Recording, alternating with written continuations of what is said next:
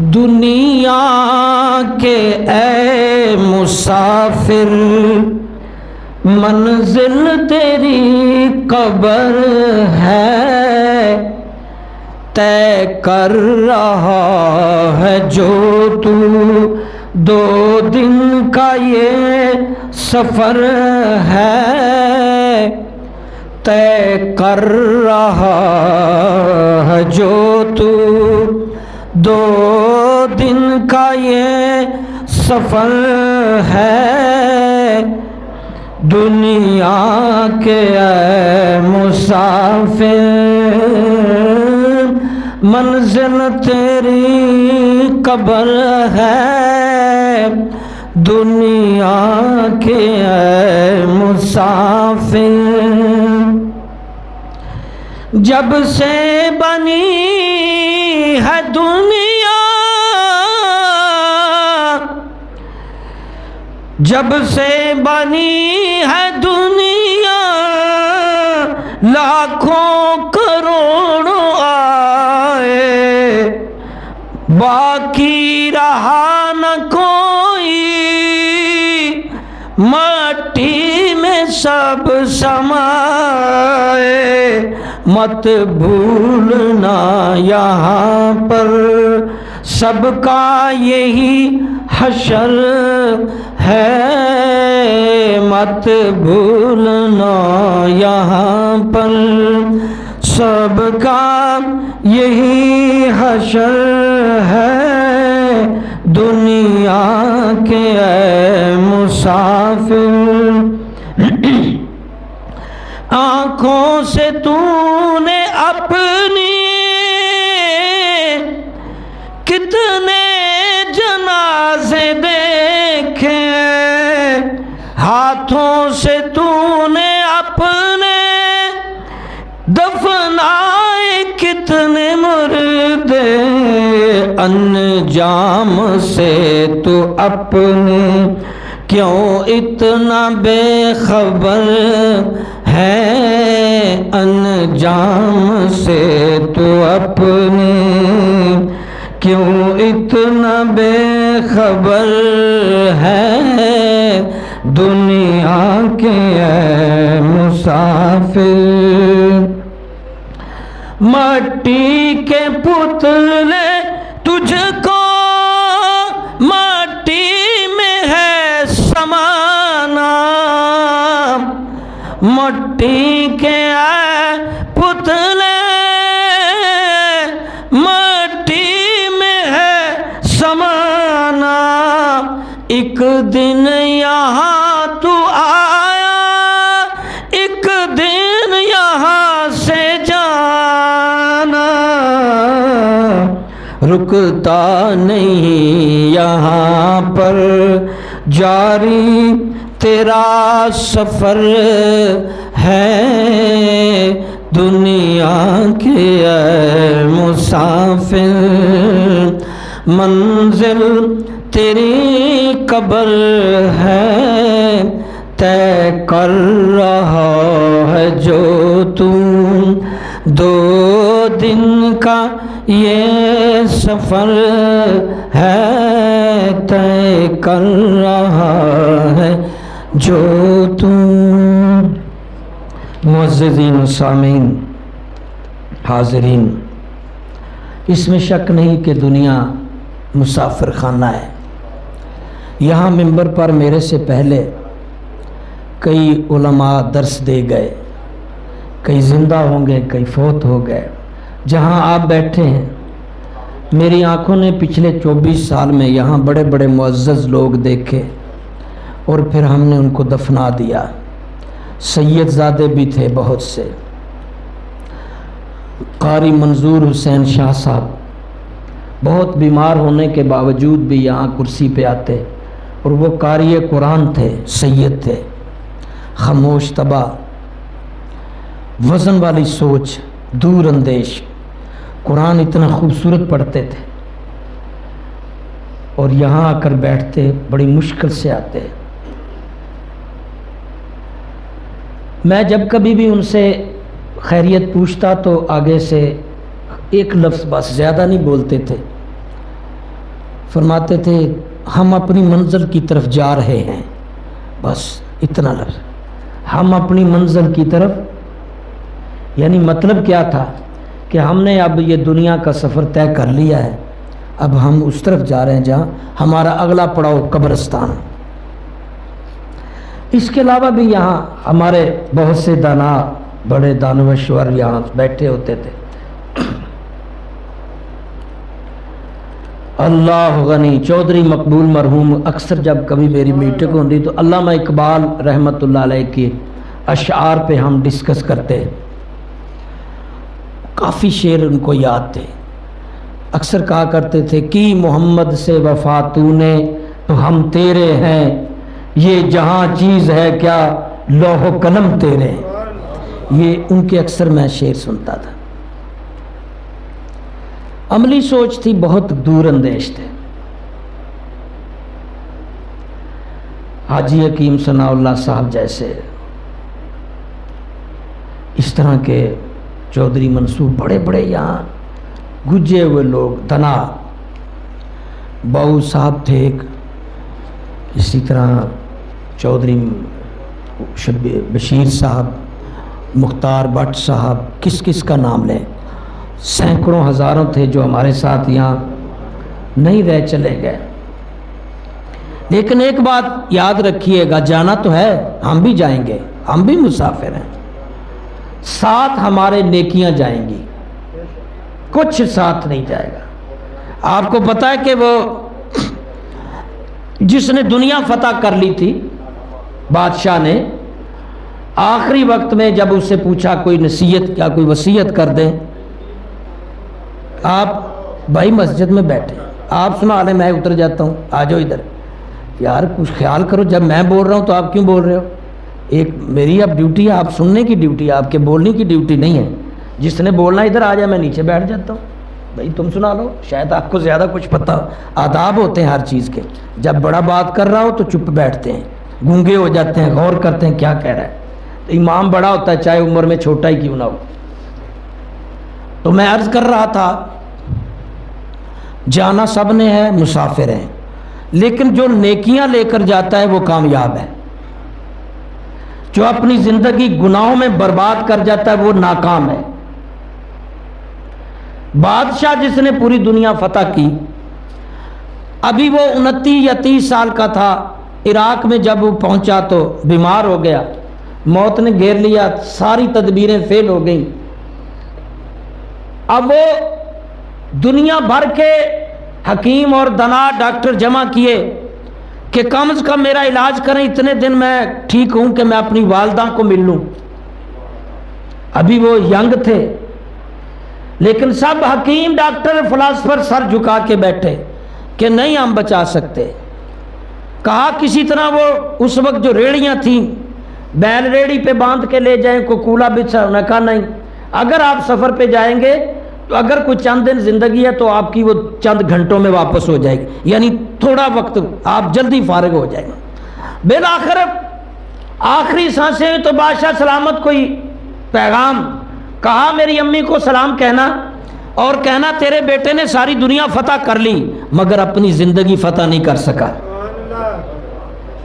अम्मा को कहना दुनिया फतह कर ली है मैंने, दुनिया मुसख्खर कर ली है, मगर अपनी ज़िंदगी को फतह यानी अपनी ज़िंदगी को अपने कब्ज़े में नहीं ले सका। जिसके कब्ज़े में है वो मुझे ले गया, नहीं बचा सकी है सारी दुनिया। और दूसरी बात जो उसने कही कि जब मुझे कफनाने लगो तो मेरे हाथ बाहर रख देना, और कब्र में उतारते हुए मैयत को चरपाई पे ले जाते हुए हाथ बाहर नजर आए, जनाजा ले जा रहे हैं उनको नजर आए कि ये हाथ बाहर है, कब्र में उतारते हुए सबको नजर आए कि हाथ बाहर है। अब ये भी मसला है कि कफन में जब डालना है तो वही तरीके से डालो। बहुत से उलमा ने 6 महगोइयाँ की होंगी, तो मुदब्बिर लोगों ने कहा कि इसमें मसलहत है, सब मैयत का इस तरह हाथ नहीं बाहर रखे जाएंगे, इसके लिए अलाउ है। वो क्यों? इसने दुनिया फतह की है, दुनिया का सारा सोना इसका, दुनिया का सारा तेल सिल्वर चांदी इसकी, दुनिया का माल ज़बान जदादें बागात इंसान सब मुल्क इसके, मगर ये बता रहा है कि मैं कुछ साथ लेकर नहीं जा रहा, खाली हाथ जा रहा हूं। ये एक पैगाम दे रहा है। लिहाजा इसके लिए ये खास है, सबके लिए नहीं होगा कि तुम जितना मर्जी इकट्ठा कर लो, तुम जो मर्जी कर लो, साथ तुम्हारे कोई माल। अल्लाह के नबी सल्लल्लाहु अलैहि वसल्लम फरमाया, मोमिन के बारे में फरमाया, मोमिन चंद वो लोग हैं जिनका जब वो फौत होते हैं माल दुनिया में रह जाता है, जिनके असबाब दुनिया में रह जाते हैं, मगर उनके नेक आमाल उनके साथ जाते हैं, उनकी अगली जिंदगी कामयाब करवाते हैं। यानी जो कुछ यहाँ कमाया खट्टा ये सब इधर ही रहता है, लेकिन जो अमाल किए होंगे, जो हमने नेकियां की होंगी, जो हमने अच्छाइयाँ की होंगी, वो हमारे लिए अगली ज़िंदगी में बख्शिश का ज़रिया। और एक हदीस में फरमाया, जनाजा उठा कर ले जाने वाला, मैयत जब जाती है माल असबाब पीछे छोड़ जाती है, और जब कब्र में उतारते हैं तो रिश्तेदार पीछे छूट जाते हैं, बेटा बीवी बहन सब, और जब कब्र में उतर जाता है तो कोई पास नहीं आता, उसके आमाल उसकी नेकियां उसकी निजात करवाती। अब कब्र में जाकर फरिश्ते जो पूछते हैं, मन रब्बों का, मन दीनों का, मन नबियों का, ये 3 सवाल है ना, तेरा रब कौन है। अब इस 3 सवालों में मन दीनों का तेरा दीन क्या था, मन नबियों का तेरा नबी कौन है। यहां पर एक हदीस में यह भी लिखा है कि वहां नबी अलैहिस्सलाम दिखाए जाते हैं और उस मुर्दे को इशारा करते हुए कहते हैं, रब का पूछ लिया, दीन का पूछ लिया, तीसरा सवाल जब नबी का पूछा तो नबी की तरफ इशारा करके कहते हैं, इस नबी के बारे में, इस बंदे के बारे में तू क्या जानता है, ये कौन है, इसके बारे में तेरी क्या राय है। अब उम्मती होगा, नबी से मोहब्बत करने वाला होगा, नबी का इताअत गुजार होगा, नबी का फर्मा बरदार होगा, तो ऑटोमेटिकली उसकी हिस्स, उसकी नजर, उसकी सोच, जो उसने तसव्वुर मोहब्बत बना रखी थी जिंदगी में, वो कह देगा बिला तामल कह देगा, ये मेरे प्यारे मोहम्मद सल्लल्लाहु अलैहि वसल्लम आखिरी नबी। बस ये 3 सवाल का, इसके अलावा कोई सवाल तो नहीं है। मान रब्बो का, तेरा रब कौन है, रब्बी अल्लाह, नबी ने फरमाया ना, मान रब्बो का, तेरा रब कौन है। मैयत वाला कहेगा, मैयत कहेगी रब्बी अल्लाह, जिसको रब मान रहा होगा। यहां तो हम कसुन मानते हैं, कसुन, हमने कसुन नेड़े के रब नेड़े, कसुन नेड़े नजर आता है, बड़े बड़े कसुन वेख के रब भुल जाते हैं, लीडरियां तो दूर दी गल्लां ने, रब भुल जाते हैं, नफ्सो नफ्सी में रब भूल जाते हैं। इधर रब को याद रखा होगा, इधर रब की इताअत गुजारी की होगी, इधर रब का खौफ अपने ऊपर रखा होगा, इधर रब को हाजिर नाजिर जानते हुए ये समझ रहा होगा, हमा वक्त हर टाइम अल्लाह मुझे देख रहा है, अल्लाह से मैं छुप नहीं सकता, अल्लाह का खौफ यहां होगा। तो फिर वहां जब कहेगा मन रब्बो का, फरिश्ते कहेंगे तो कहे बिला तामुल उसके मुंह से निकल रब्बी अल्लाह। यहां जो हमारा अकीदा है कि हमारा रब अल्लाह है, इस अकीदे को इतनी बार 5 बार नमाजों में हम पकाते हैं, रब्बी अल्लाह तू हमारा रब है। अगर 5 बार नमाज पढ़ते होंगे तो ये अकीदा बनेगा ना रब्बी अल्लाह का, और हर गुनाह से बचते हुए ये एहतियात करते हुए कि अल्लाह देख रहा है, तो फिर मुंह से निकलेगा ना रब्बी अल्लाह। हर नेकी को अडॉप्ट करते हुए, नेकी को अपनाते हुए ये सोच रखे होंगे अल्लाह रब्बी अल्लाह। अल्लाह के मानने वाले वहां बिला तामल बिला ताखिर उनके मुंह से निकल आएगा रब्बी अल्लाह, कि मेरा रब कौन है, अल्लाह। जिसका है बोल दे मेरा रब कौन है, नहीं है तो ना बोलो, जिसका है वो बोल दे मेरा रब कौन है। सारा मौलवी नूं बुलाई रख दे, तुसी भी बोलो, असी कोई बहुता पेट्रोल तो नहीं पवाया, तुसी भी सवाब चाहिए जे सानू चाहिए। हम सब किसके मानने वाले हैं, रब्बी अल्लाह।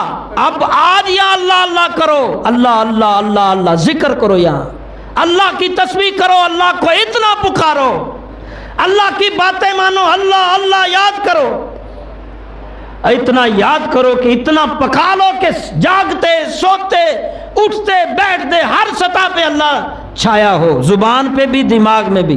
फिर वहां जाके ये स्टेज आएगी जब पूछेंगे मर रब्बो का, तो फिर हम कह देंगे रब्बी अल्लाह, हमारा रब अल्लाह है। क्या कहेंगे? याद किया होगा तो आएगा ना वहां। यहां रब रब करेंगे तो वहां रब का नाम ही मुंह पे चढ़ेगा। रब रब करेंगे तो रब मुंह पे चढ़ेगा।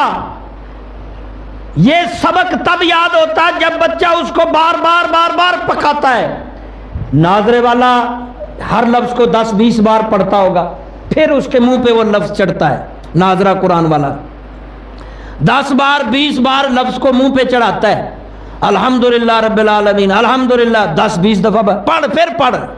कारी साहब पढ़ाने वाले उसको बार बार 20-30 दफा कहता है तो वो मुंह पे लफ्ज चढ़ जाता है। अगर हिफ्ज करने वाला हो तो वो 50-100 मरतबा 100 200 मरतबा कहता है अल्हम्दुलिल्लाह रब्बिल आलमीन, अल्हम्दुलिल्लाह। अपनी तारीफ तो नहीं करनी चाहिए, मगर कुछ इस मौजू पे बात हो रही है तो मैं ये बता दूं। तो मेरी बचपन में कुरान की इतनी पुख्तगी होती थी कि जाते जाते पढ़ते जाते 4 से 5 घंटे में कुरान पूरा पढ़ देते थे। यानी बहुत छोटी उम्र में सके चाचा पढ़ाने वाले थे। अब मुझे ज़िंदगी में एक दफ़ा प्रॉब्लम हुआ तो मैं बेहोशी में था हॉस्पिटल में। जब होश में आया तो हार्ट कैट का मसला था। जब होश में आया तो डॉक्टर साहबान थे, उन्होंने मुझे मुखातब करके कहा कारी साहब आप तबीयत कैसी है? तो मैं आंखों से ना उसको देखने लगा कि ये कोई पहचानने वाले हैं, कोई स्टूडेंट होंगे। उस वक्त खैर इतने स्टूडेंट नहीं थे, मैं खुद स्टूडेंट था। पढ़े भी थे काफ़ी बच्चे बच्चियाँ, स्कूल की सतह भी पढ़ाए, कॉलेज की सतह पे भी, मदरसे की सतह पे भी। तो मैंने बहुत कोशिश की कि इन डॉक्टर साहबान को पहचानूं, मगर नहीं पहचान सका। तो मैंने उन्हें कहा कि आपने मुझे कारी साहब क्यों कहा? आपको कैसे पता मैं कारी साहब हूँ? उन्होंने कहा जब आप बेहोश थे तो कुरान सूरह यासीन पढ़ रहे थे, हमने यहाँ खड़े होकर पूरी यासीन सुनी। यानी इतना पका लिया था। अब हिफ्ज करने के लिए आप 100-200 दफा कहेंगे तो लफ्ज मुंह पे चढ़ेगा। नाजरे के लिए 50-60 मरतबा उसको रट्टा लगाएंगे बार बार तो फिर मुंह पे चढ़ जाएगा। 50 दफा पढ़ने से लफ्ज आपके दिमाग और जुबान पे चढ़ जाएगा। आप उसको जब भी देखेंगे उस तरह का लफ्ज, अल्लाह लिखा है, अल्हम्द लिखा है, उस तरह का लफ्ज जहां भी लिखा देखेंगे, जब भी देखेंगे बिला साख्ता आप सोच में भी, आप लफ्ज में भी कह देंगे अल्हम्दुलिल्लाह ये लिखा हुआ है, पढ़ लेंगे ना। और अगर ये जुबानी करना है तो 100 मरतबा आप जहां भी जा रहे हैं आपके दिमाग में, आपके मुंह में जुबानी याद है। अगर कब्र में अल्लाह मन रब्बो का इसका जवाब देना है तो अल्लाह को रोज सैकड़ों मरतबा पुकारो, अपने मुंह पे अल्लाह को चढ़ा लो, अल्लाह के इस्म मुबारक मुंह में पक्के कर लो, तस्बीहां पढ़ा करो अल्लाह के नाम की। अल्लाह के जितने नाम है, या हय्यो या कयूम, जितने भी अल्लाह के, रहमान या रहीम या करीम, इतना अल्लाह की फरमाबरदारी करो, इतना मुंह पे पकाओ जैसे हाफिज कुरान को पकाता है, इस तरह अल्लाह को पका लो कि आप हर नमाज के बाद, जो रसूलुल्लाह सल्लल्लाहु अलैहि वसल्लम अपनी बेटी को कहा था, फातिमा तुम्हें ऐसे कलमे ना बताऊं, अगर तुम वो कलमा पढ़ो तो तेरे सारे काम दुनिया में या आखिरत में सीधे हो जाएं। कहा अब्बा हुजूर बता दो। फरमाया नमाज के बाद सुबहान अल्लाह 33 बार, अल्हम्दुलिल्लाह 33 बार, अल्लाहु अकबर 34 बार पढ़ा कर सारे तेरे मसले हल हो जाएंगे। आप में से शायद ये मेरे पास करीब बैठे हुए इक्का दुक्का पढ़ता होगा। ये तस्बीह कौन करता है?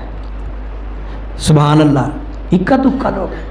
जब हमने अल्लाह को भुला दिया है तो वह कब्र में मन रब्बों का पूछेंगे तो कैसे जवाब आएगा कि रब्बी अल्लाह, जब यहां हमने याद नहीं रखा अल्लाह को, यहां अल्लाह की तस्बीह हाथ नहीं पड़ी, यहां अल्लाह के हुक्म अपने ऊपर लागू नहीं किए, वहां कैसे होगा? मन दीनों का, तुम्हारा दीन क्या है?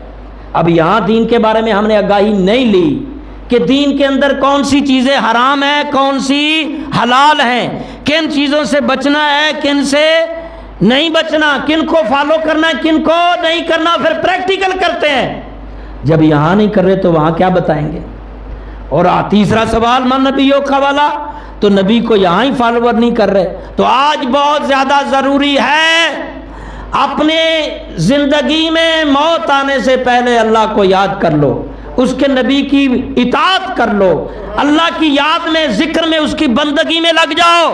आज ही से नमाजी ईमानदार बन जाओ, अपने जुबान किरदार को संवार लो, यकीनन कब्र में सारे सवालों का जवाब मिल जाएगा और नेकियां साथ जाएंगी। आज जो करेंगे बाकी सब इधर रह जाएगा इंशाअल्लाह अज़ीज़। अल्लाह ने ज़िंदगी दी तो फिर से